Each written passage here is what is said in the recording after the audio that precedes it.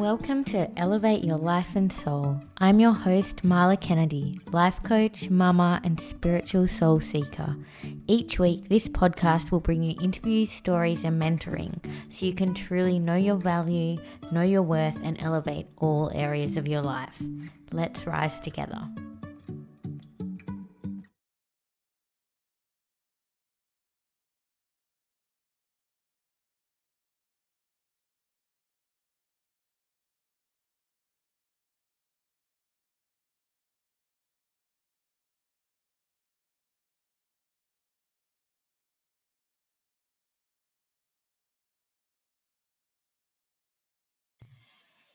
Hey Aly, welcome to Elevate Your Life and Soul. I am so happy to have you here today. How are you?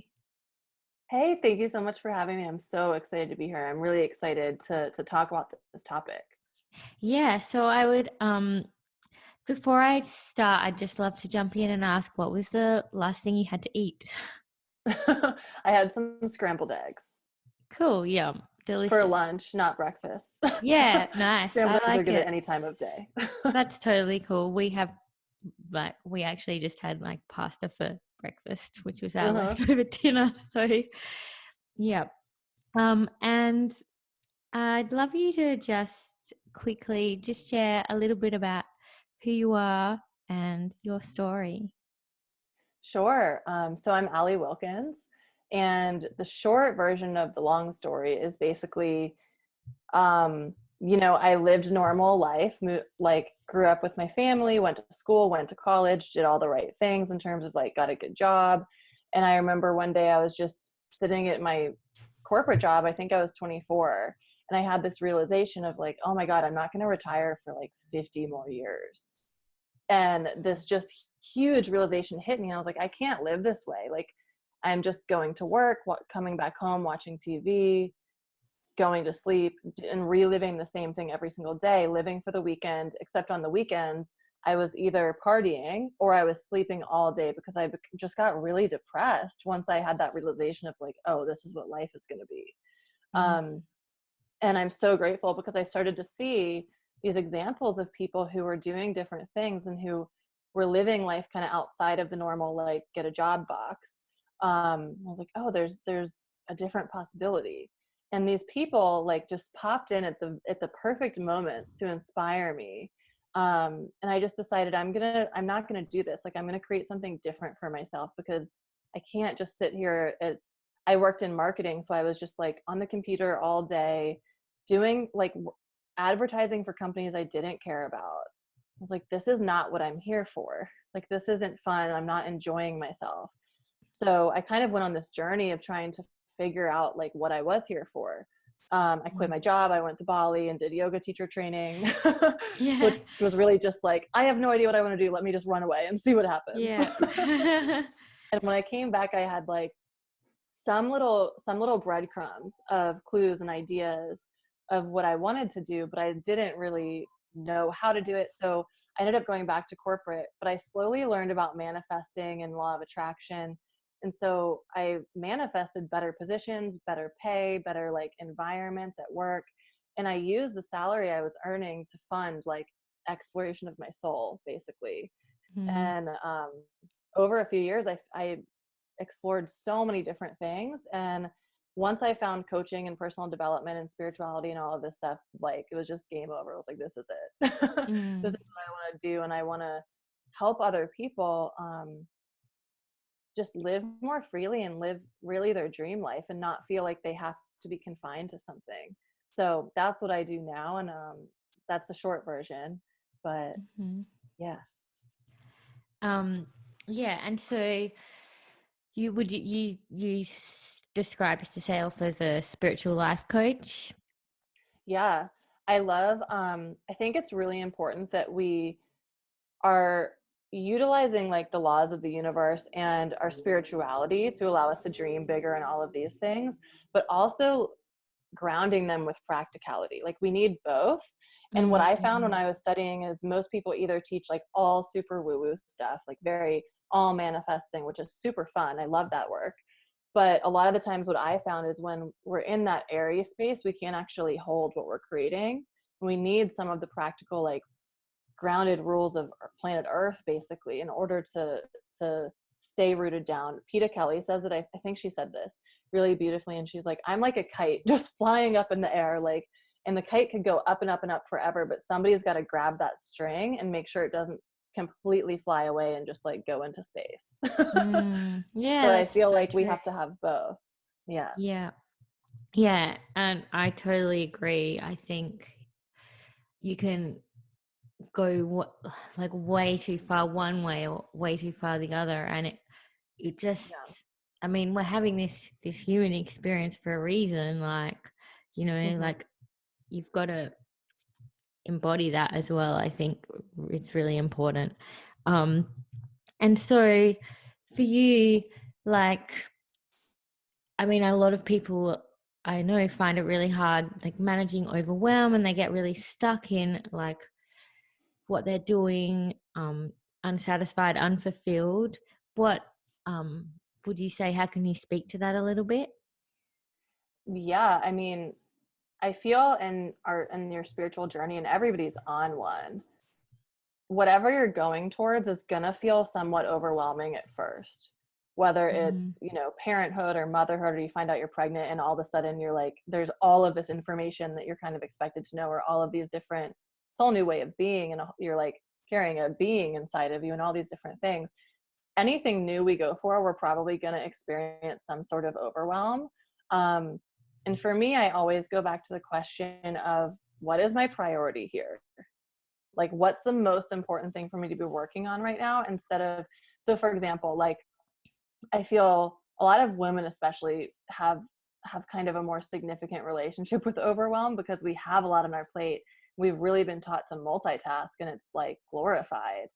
And so we have to stop multitasking, because that's what creates the overwhelm in the first place, of thinking we can do like 6 things at once, and starting to really just focus on, what's the most important thing for me doing right now, to be doing right now, not jumping around from, oh, I'm going to check my email, and then I'm going to, like, it depends on what your job is, obviously, what your duties are, but I'm going to check my email, and then I'm going to make dinner, and then I'm going to do the dishes, and then I'm going to, like, go to the park and see my friend, and then I'm going to do all these things, but trying to do them all at once, or talking on the phone, and you're doing laundry, and you're trying to do the dishes, and you're like wiping a baby's butt, and you're doing all these things at once, but really mm, focusing on, okay, let me slow down and just do one thing at a time, instead of trying to be superwoman.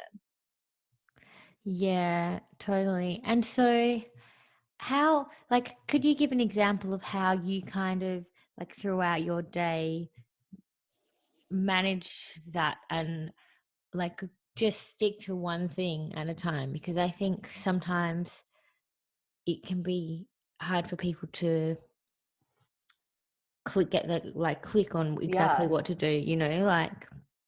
Yeah. And because we're so conditioned to think in Mm, multitasking, we're so used to it. It's our habit. It's our go-to.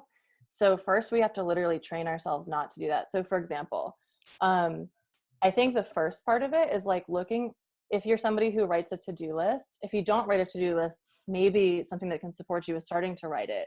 So you don't have all of these ideas just floating around in your mind, and you're like, I can't forget this, I can't forget that.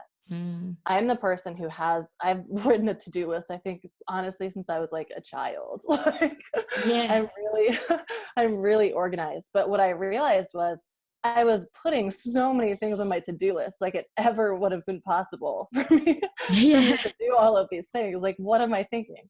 So if you are somebody who keeps a planner, a Google Calendar, whatever, look at what you have written for the day. Like, is this reasonable? Do you have, Mm, like, is this actually possible for you to do?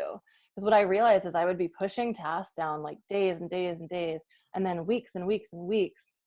And I would look at it, I'm like, this was on my list 6 months ago. It obviously wasn't that important yeah. if it's just now, like, has to be done. So starting to get real about what are the actual important things that have to get done today, and maybe only giving yourself 2 or 3 big things. Mm, And we live in such a culture that's like, you have to be productive or you're not successful today. You have to be productive or you're just, in order to like be a good human today. So and instead we overburden ourselves with a million things and then feel bad when we can't do them all. yeah, and I think you write this to-do list, and if it's a really long thing, you have these commitments to yourself of things you're going to get done. And if you don't complete them, then you're letting yourself down and it's out of integrity with your commitments. So Yeah. that can be actually really detrimental. Mm-hmm.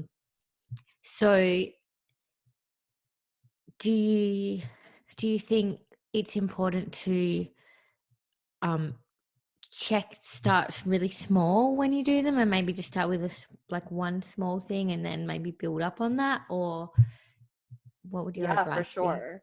So for example, like if you have a New Year's goal, a lot of people have New Year's goals that are around losing weight, getting healthy, getting fit, whatever it might be. Instead of giving yourself the goal of I'm going to lose 20 pounds in the first month, Yeah. give yourself a tiny goal. Like, okay, I'm going to stop eating sugar after 9 o'clock at night, Yeah. or like setting ourselves up to win, because a lot of times, we lose confidence in what we say when we say we're going to do something and we don't. But if you say all of a sudden, I'm going to completely change all of my health patterns in this 1 month, you're setting yourself up for failure because you're not used to that. So it's more likely that you're going to fail. So give yourself teeny tiny goals that you can just like, are so easy. It's like, oh, this is so easy, I have to do it. So you're going to be proud of yourself, Yeah. slowly building on those, whatever area of life it's in. So that way you're not feeling like, oh, I missed this again, didn't do it again. Like, I'm awesome. I've done what I said I was going to do for 2 weeks straight. Now what can I Yeah. do? How can I Yeah. amp it up? I'm so glad you said that, because that's something that I'm huge on in this year. I I don't set big resolutions. I usually have a few. Well, this year I've had a few theme words, and then I just make commitments, and Yeah. I call them my little commitments. So there'll be something really small, like I'm going to only check my phone after a certain time, or really like small, manageable, bite-sized things that actually Yeah. will create like a powerful shift. Like, they just because something's small doesn't mean it's not powerful. Yeah. I love Yes. that. And as you were saying that, I'm like, that even seems like it, like, that's big. For me, honestly, that would be like challenging. So that's an awesome one. And I love how you called them little commitments. They're little, but they're also super powerful. So I love that. Yeah, thanks. Yeah, well, the phone thing is probably, that was just an example. I have to become transparent. That's probably not one of mine. But I am actually, one of my things is to try and not use my phone around my son and my kids, because like, and put it down and be more aware of it, Yeah. because I find, and it's a challenge for me, but I find that, Hmm. yeah, it makes you so much more present. And yeah, and turning your phone off at night, I put it like, I turn all my notifications off on my phone so that it won't Hmm. buzz and bother me and disturb me and stuff. And that's made a huge difference. I think it affects sleep. And yeah, so I really invite every people to do those little commitments, because they're small and mighty. um Yeah. and why do you think that people stay stuck? um, that's a big question. I think there's probably so many different answers Mm, to it, but I was talking to someone this morning and I feel like maybe this answer is for somebody who's going to be listening to this. I mm, think sometimes we stay stuck because we're afraid to look at what's really going on. mm, And I was mentioning to her, to this client I was talking to, we were talking about sometimes, like, the example of exercise. So some people are really geared towards like really high impact, like mm, super sweaty, really intense workouts. And then other people sometimes can be geared towards slower paced workouts, like easy restorative yoga, things where you're not sweating but slower pace. That's me. mm, Usually we actually need the opposite. So what I was sharing with her, it's like the person who loves the really high impact stuff. What I've noticed, and I get to do more of the high impact because that's what I don't like as much. So it mm, goes for me as well. But what I've noticed with clients who are the really like driven high impact exercisers, they actually have a lot of trouble sitting still. And mm, so my question for those types of people when I'm working with them is usually like, what comes up when you get still that you're trying to run away from? So I I love that think question. sometimes when we're stuck, we're not willing to look at certain areas, or other times we haven't given ourselves permission to really dream and like allow something new to come through. Yeah, that's such a powerful question. Yeah, what do And you think? I'm interested to see what you think about that too. yeah, so I guess like when I think about people being stuck, I really feel like, yeah, there's that awareness factor, and Mm-hmm. you can it can be so easy to lie yourself and deny something and say that's not me, and project outwards, project blame outwards, and put it onto other people and take the responsibility off yourself. Um, Yeah. and I think I feel when that can be happen quite often, and I found that I've done that myself, and I don't Mm-hmm. really experience myself doing that too much now. Maybe sometimes, but I mean, I know that I'm very aware, and you are too. Obviously, we're consciously practicing these things and going back over them again and again, revisiting that stuff. But yeah, it can also be, you know, the stuckness and the overwhelm can be a sense of confusion, like not knowing what to do, not having the Yeah. tools, not knowing who to talk to, or even that there's a possibility. Like I remember speaking, this is to a mum who was like really stuck in the busyness of being a mum and really overwhelmed and everything by that. And I said to her, "What do you want?" And it didn't even occur to her that she could have a want, that she was Mm. allowed to have permission to want something.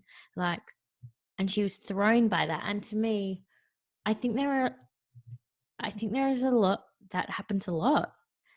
Yeah. So there's that permission there, giving yourself permission to do things or get curious about things. And I guess that comes down to people pleasing so as well, because if you're like in a relationship or you have kids or, you know, even family obligations or something, we often feel stuck or overwhelmed because we think we have to live from other people's expectations instead of our own, and that can get you really Mm. trapped in the stuckness as well. But like you said, it is a really big question, so Yeah. yeah. But I think everybody experiences this too in different parts of your life, whether it's feeling stuck in your health, feeling stuck in finances, feeling stuck in your relationship and Mm, your career. Like I feel that there's going to be moments like that for all of us, like multiple times, but it's exciting. Like we don't have to look at it as, it's exciting because something new can come from that. And it's like, mm, okay, once you realize you're stuck, like the only thing that can happen is change. Because mm. once you're, and I'm sure you agree with this, or I would think you might agree with this too, like when you feel stuck, there's really nothing worse than feeling that way. Like you have It's to move out of it. You horrible. can't, it's like impossible to stay in it because it's so painful. Mm. Yeah, it was interesting. I was just thinking about like health as an example, and for me, um, an example of really feeling stuck with my fitness in the past. And I always wanted to run, and when I was young, I would run, but I always wanted to run, but I felt like I couldn't do it. And there was this, I was like, I'm not a runner, and I used to like go, oh, look at those stupid people running. Like it was like when I'd see people running, it was like this total projection because I couldn't do it. Yeah. So I'd like think they were Yeah. like, you know, silly. And then I, um, I just made this story up about it, and I was really stuck in that. And then I made, I walked all the time, and I made this commitment to just run like incrementally. So I ran for Mm. like a minute, and then I would walk for the 45 minutes. Then the next time I'd run like split intervals, like 1 minute, then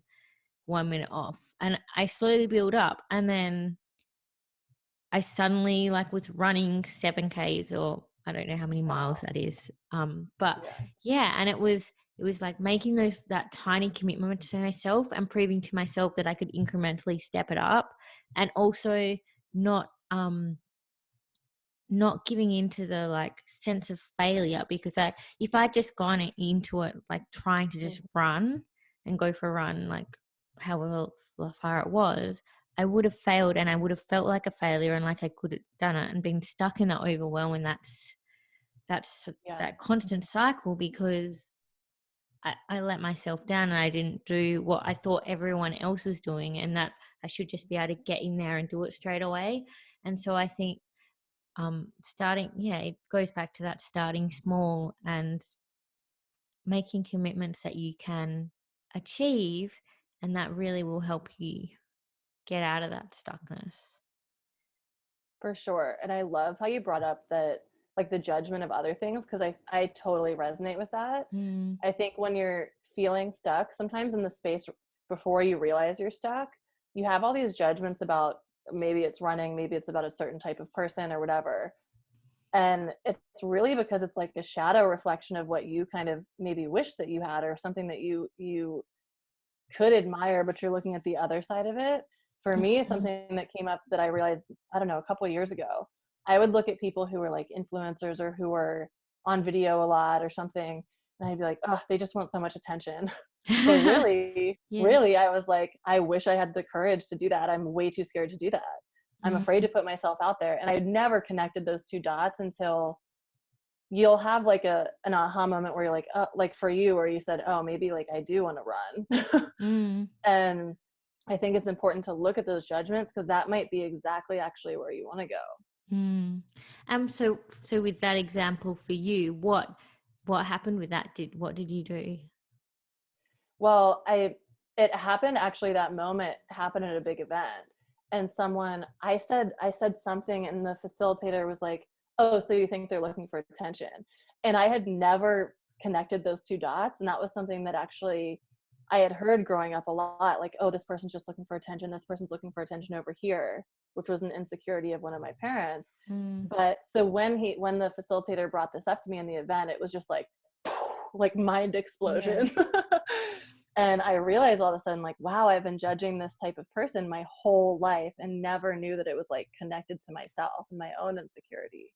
So after that, I guess I was just aware of the judgment. And so I realized this is just a reflection of me. And so that's kind of how I handled it. I just, anytime it would come back up, I was like, that's not true. I'm just jealous. Or I wish that I could be that way. And I would try to look at it as, this is actually a gift that they have, and I can start learning how to use this. I don't need to be afraid of that, and I don't need to be Mm. afraid that I'm looking for attention. But instead I get to use that as a superpower. Mm. And so did you start stepping into that space more of Yeah, doing that stuff? yeah, Yeah. yeah. So I started getting on video, showing myself more, speaking my voice a little bit louder. And it takes time. Like when you're stepping into something new, there's going to be a lot of fear that comes up, like we've been Mm. talking about overwhelm, things like that. Baby steps.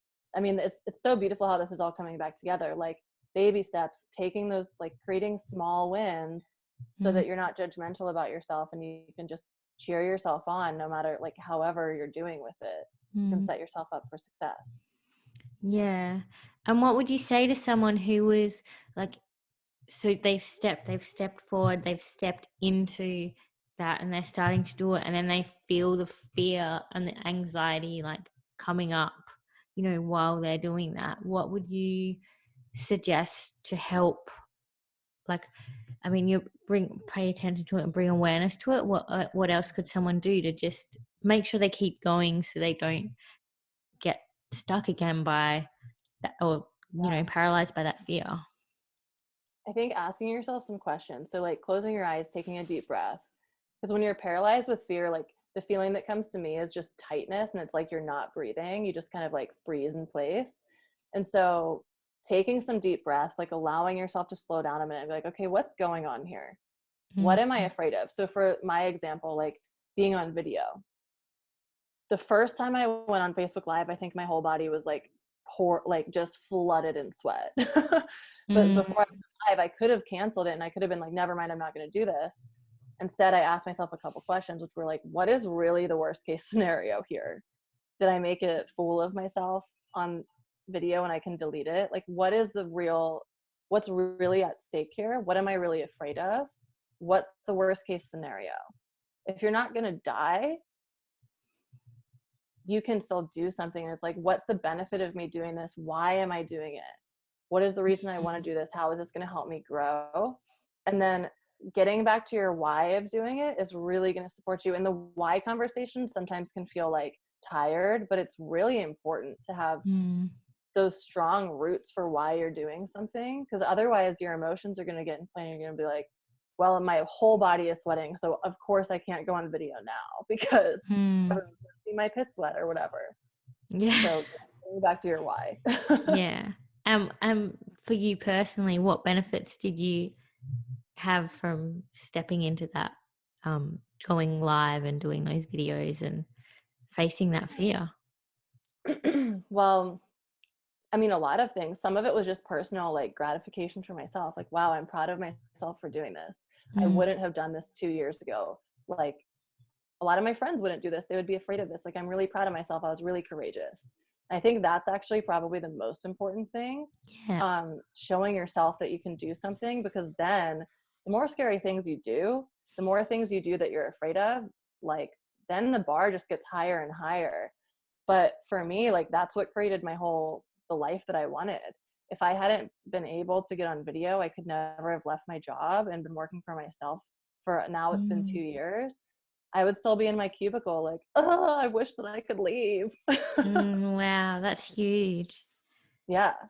It's so huge.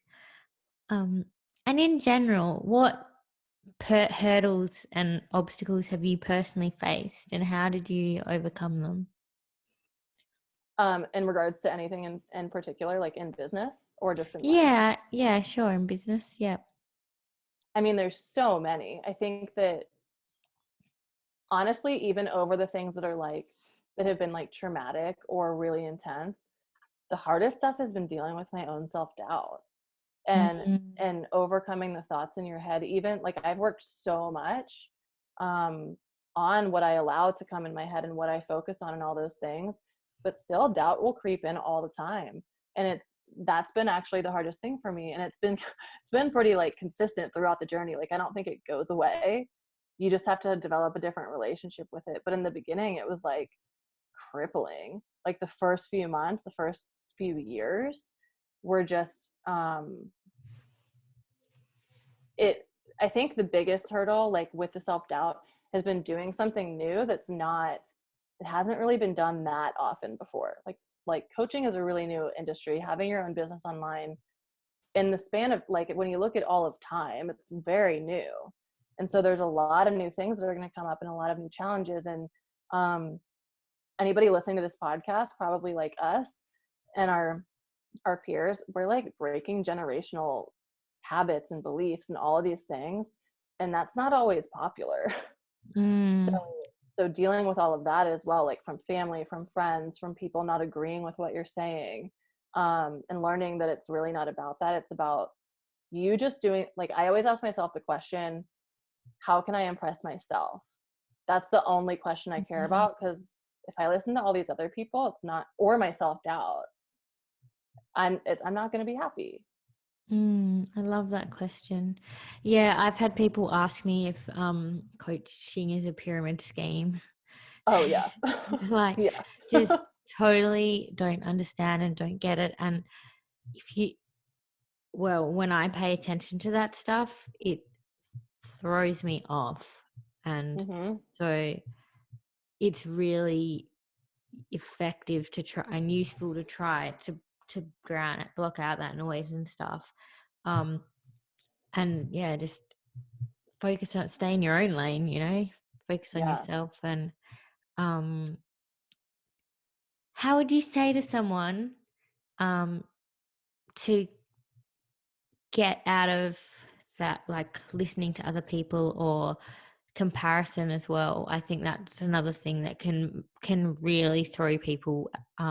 You see someone who's ahead of you who's been doing it longer, or you see, and not just in business, in your personal life too, like it goes across everything, but you can see people doing things, and that can stop you too, being like, oh well, I can't do it because it's oversaturated or they're way ahead. Like, and I've only, you know, and people think things happen in an instant, and often there's a Yeah. lot of behind the scenes stuff that you don't see. Mm-hmm. Yeah. So I think the first part, like dealing with people who have opinions that aren't going to be the same as yours, or your family saying something, it's, do I want to live their life? You might really love somebody and really respect their opinion, but if you look at, do I want to live the type of life that they're living when in 30 years or in however many years? The answer is yes. Yeah, listen to them, because whatever they believe is going to create the type of life they have. But if not, if you don't want to live their life, don't take advice from them. It's not like you ignore advice from people, but in certain areas of life, you only are going to get advice from people who have what you want or who are doing the things that you're doing, not somebody who's like, there's this quote, nobody's ever going to criticize you who's doing less than you.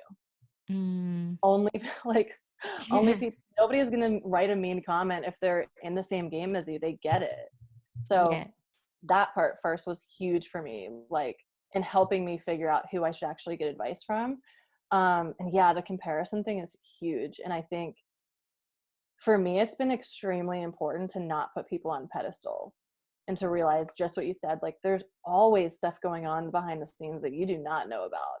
And just because somebody's showing the best scenes of something, or they've been doing a certain thing 5 times as long as you have, they've been working out 5 times as long as you have, or they already have 6 kids and they have another one and it seems so easy. Like they've already been through the hard part. They've already been through the stuff that maybe you're not seeing. But yeah, for me, the biggest part is just been like, do not put people on pedestals, because everybody's dealing with their own stuff, and like view yourself on the same level as everybody, and get support in the areas you need, you know? Definitely. Yeah. And so, I've said, even myself, like I've been in this work. The first time I hired a coach was 2009. So it's like Wow. 11 years ago, Yeah. but it's not always seen. So yeah, just it goes back to one step at a time as well, and being where you are, but it's being really present to you. Yeah. And what makes you feel inspired or like your best self? Um, Kind of different things. So sometimes I need different things to get me inspired. Sometimes it's just something like looking at my vision board. Like my vision boards, I try to make really wild and not things that I really care about happening, but I'm like, this would be so cool. So I'm Yeah. not really attached to it. So Mhm. for example, if I was feeling uninspired, I might make a new vision board, or I might do something creative and like get out of whatever I'm like, oh, I need to do this type of work today. But if I'm feeling uninspired, that energy, like people are going to feel it, even if it's through a post, even if it's in an email, in a call that they can't even see my face, like they're going to feel my energy. So doing something totally different for me, a lot of times it's getting creative. So I love like dancing or listening to music, or making vision boards, or doing something like visually, or even like in my business, this one is a win-win. I'll make posts or something for the next few weeks, or I'll make a graphic, because that helps me tap into my creativity, and it's like not the masculine side of what I'm doing. So that, but also just moving, like if I don't feel inspired, getting myself to move. And I think the third thing, like sometimes I'll just let myself feel uninspired, like, Mm. okay, I'm not always going to feel that motivation. What do I want to do today? And like, I want to lay in bed and read a book all day. Thank you Like for sometimes saying that. I'll just Right. let myself do it, because it's like that's going to be what makes me happy, and that's going to be what gets my energy up. Mm. So maybe that's the best thing I should do, not always try to push through and Mm. like be misproductive and like get it all done. Like maybe I want to just cry in the bathtub and read Yeah, a and book. there's so much place for that, and I really appreciate you saying that, because Yeah. giving yourself permission to sometimes be in the mess and have those down days and feel what you're feeling instead of like bypassing it, it's crucial. And Yeah. so I want this about your back to your vision boards. Have a lot of them come true? Oh yeah. what I love to do on my vision boards is I write on the back the date. So I order all of my pictures online instead of using magazines, so I can find very specific pictures, and I Mhm. write the date on the back. And then every year I make a new one, and I'll take off the pictures that happened. And then I call it my magic box, and I just have this like pink leopard box that has all the things that have happened. So Mm. things like going on certain vacations, or one that happened that was like small, but really I was really excited. I had put this picture of like this beautiful bathtub in this hotel room with the view of the ocean. I love baths. So baths are Mm. usually on my vision board. And basically I got to go on this trip totally for free. And in the hotel room I was in had almost the exact same look of the bathtub. And I was like, this manifested in like a week. Wow, that's So amazing. it's I love cool to that. hold. Yeah, it's cool Mm. to hold them and like look at. When you have the dates on it, you can see some of the things will take years, and in mine at least, some take years, and then some happen in like a day. Mm. So I love that. I've never heard anyone do vision boards quite like that specifically, and yeah, that's I'm going to have to give that a go, I think. Um, yeah, even like I find people who look like me. So yeah. there's this model, Ashley Graham. I don't know if you know her, but she's like a plus size model, but she looks a lot like me. Like her hair color is the same, her skin tone's the same. So I have all these pictures on mine now that have her in it, because I'm like, subconsciously I'll think that that's me. Yeah. Picture. Oh, So cool. specific than like if I took out a magazine and there's a girl with red hair, like I have dark brown hair, if you're listening and you can't see, that feels more like it's me. So I feel like it's going to manifest better and Mhm. faster. Yeah. Awesome. I love that. So I have a few little kind of quick questions now that I'll just answer and just can answer quickly. Yeah. Um, so what are you curious about right now? Human design. Mm, it's so interesting. Um, Yeah, I want to learn more about being a projector, so I'm very curious about that right now. yeah, cool.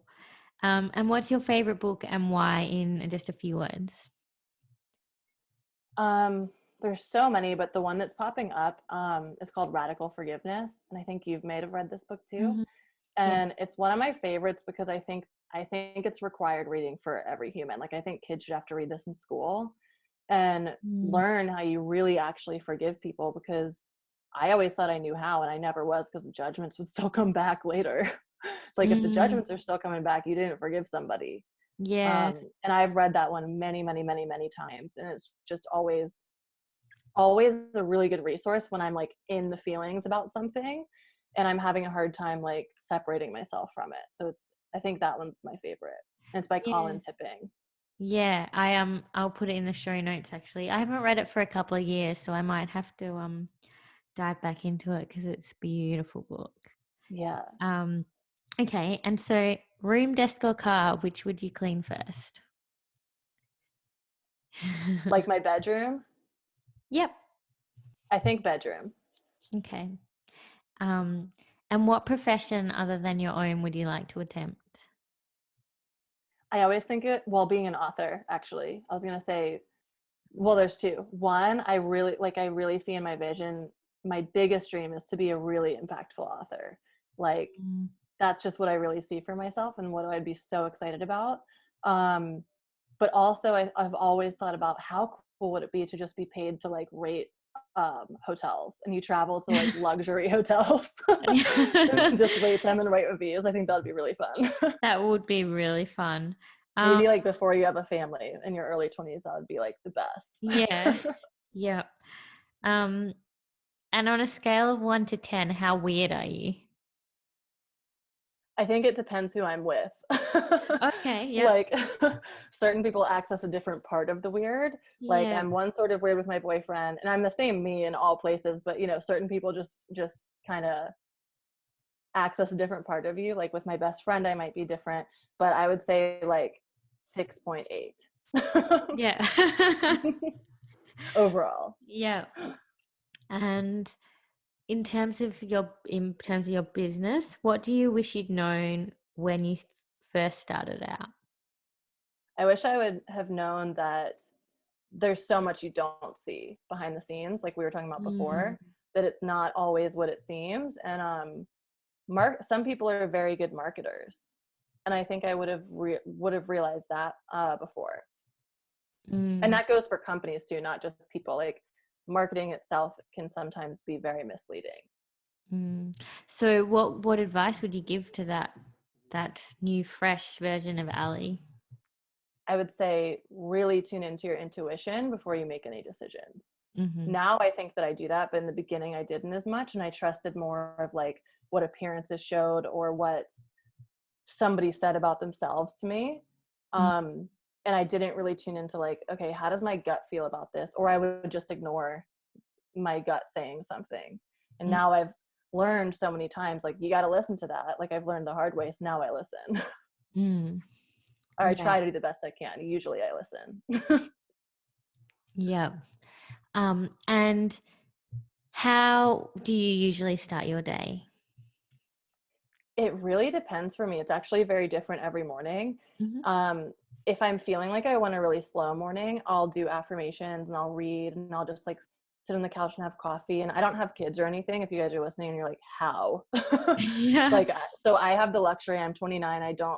I have a lot of free time, which is really awesome. So if I feel like I want a slow morning, I give myself a lot of time and just do whatever feels natural. Like, I think with morning routines, sometimes we feel like it has to be the same thing all the time. Mm. And one of my mentors was telling me once, like, give yourself permission to give yourself what you need every day. It doesn't need to be the same. So other days when I feel a lot of energy, I might just go straight into work, and I'll get up in the morning and I'll be like, I'm so excited for a good day. Like, that's something I do every morning.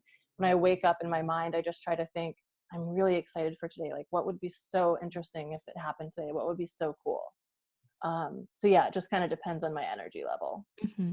Yeah, I'm the same. I really vary what my morning rituals are as well. And Yeah. right now they're very short usually. Yeah. Um, but yeah, I think it's great to just trust what you need on the particular day. And Yeah. sometimes, like for me, I find my morning rituals are not morning rituals. I might do them at Yeah. night or in the afternoon, if just Hmm. gauging on the time. So if you could remove all barriers and constraints, what would you want to what project would you work on and like to be known for? Oh, I love this question. It would be writing a book. Mm-hmm. That's been I've since I've been little, I've wanted to do that. And I have it in my plans this year to take like 2 months off and go and write my book and have ample time to do that. So I think that's what it would be. Mm-hmm. And are you sharing what it would be about? I think that the first one is going to be about money mindset and upgrading our money consciousness. That's what's been coming through for the first one, but the other ones I have no idea. And I Yeah. feel like they're actually going to be really different. I feel like there's going to be 6. I don't know why. Oh wow, that's But awesome. yeah, and I feel the Can't others wait. are going to be a totally different topic. But first will be money. Yeah, I can't wait to read it when you write it. And what's the best compliment you've ever received? Probably people saying like, you've changed my life, Mm-hmm. or my life wouldn't be the same without you, or like, yeah, different comments in that vein. Like, Mm-hmm. just because it makes me feel like I'm really utilizing my gifts for what their Mm. purpose is. And Yeah. before I left the job, I never heard that. It wasn't until I started coaching and doing this soul work that I started hearing that. So Mm-hmm. Um, and what does elevating your life and soul mean to you?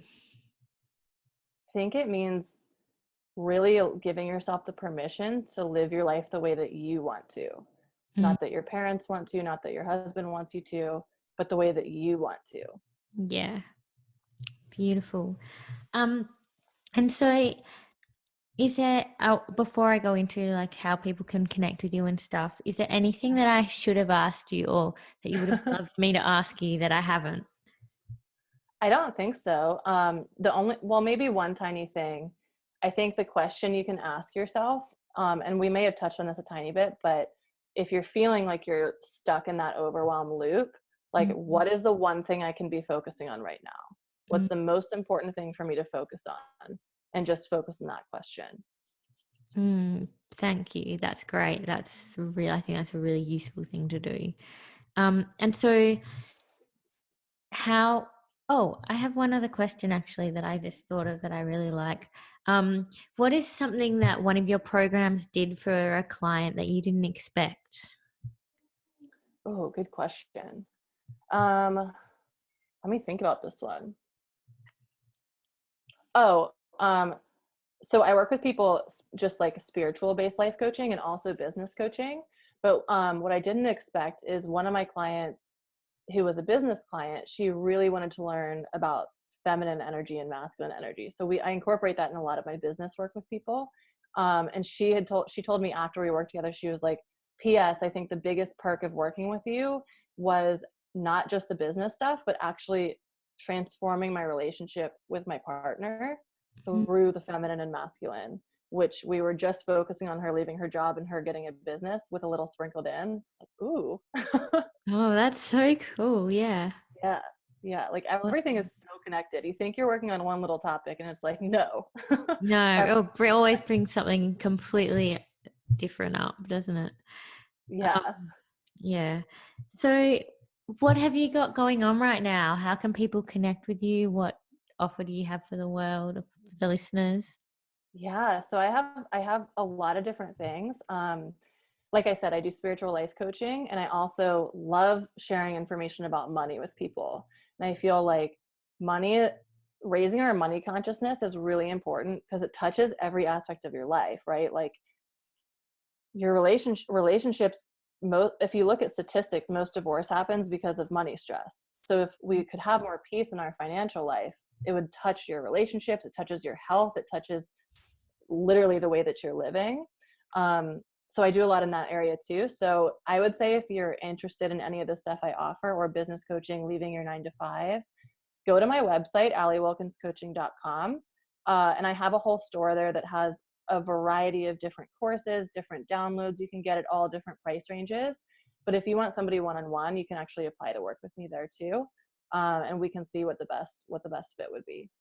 Perfect. That's so amazing. Oh, thank you so much for jumping on with me today. I've loved chatting to you and I'm so grateful that you've been here.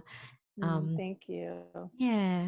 And I hope you Yeah, have this a has been beautiful, super fun. Thank you. yeah, it's been really fun. And yeah, I will talk to you really soon. Okay, sounds good. Thank you so much for listening to today's show. If you like it, subscribe wherever you listen to podcasts. And if you love this episode, please give it an honest review on iTunes and let me know what you loved and what you want more of. Your feedback helps me truly elevate the show into something that really serves you and allows me to keep pouring my heart and soul into it. This is for you. Let's rise together. And remember, know your value, know your worth. I love you, beautiful soul.